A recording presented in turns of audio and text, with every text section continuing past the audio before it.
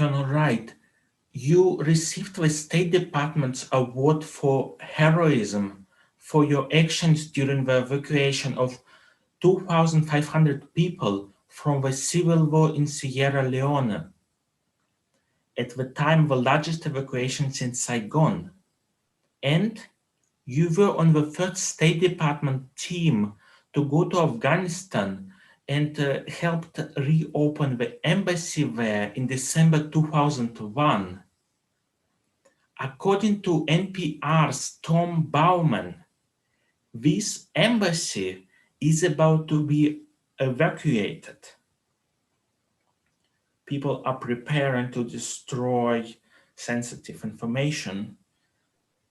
Should, in your opinion, the US not have invaded the country in the first place, or should it send more soldiers there to hold on to what it has been building for the last 20 years? Well, that's the question of it all. Yes, I was in Afghanistan in December of 2001 on the very small team that went in to reopen the US Embassy that had been closed for 12 years. At the time, we did not anticipate that the United States would be in Afghanistan for 20 years. We anticipated that after the US had gone after Al-Qaeda, that it did have a training base in Afghanistan, that would be the end of it. And the Taliban, well, was the government of the time, but the decision was made, well, while the US military is here, we will move the Taliban out and then help with a new government that is supported by the United States. And that's the way it's been for the last 20 years. After $1 trillion, the deaths of hundreds of thousands of Afghans and thousands of US, the outcome of it was predicted, really, that Afghans do not want foreign military forces in their country.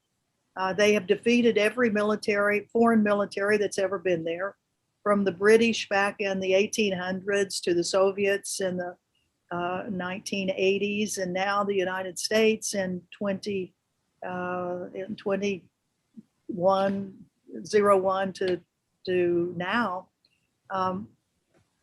The probability that the United States supported government of Afghanistan, and US not only supported it with training for military and police forces, but also with funding for the government itself, for paying the salaries of many of the Afghan ministries. That model will never work for forever. It really wasn't working for 20 years, but the US went ahead and put $1 trillion into it. And anyone who's a student of history knows that when your program collapses, and as it is doing right now, in terms of the Taliban is feeling very strong because they know that there are much fewer US military forces, although there are over the horizon aircraft, B-52s and drones. They're coming in to bomb areas to protect the Afghan government army forces. But the majority of the countryside is available to the Taliban, and they've taken it. So when I went in there 20 years ago, I mean, that was one of the things that we talked about, that the US presence will not, in the form of a military presence, cannot last forever. And that anyone that starts working for the US Embassy, any Afghan that works for the US Embassy or any US government programs, the longer the military aspect of the US involvement goes on, then the more likely that they are to become targets of the Taliban or other forces. And we've seen that happen in Afghanistan, or in Vietnam, we've seen that happen in Somalia, we've seen it happen anywhere US forces go. And that's exactly what's happening now.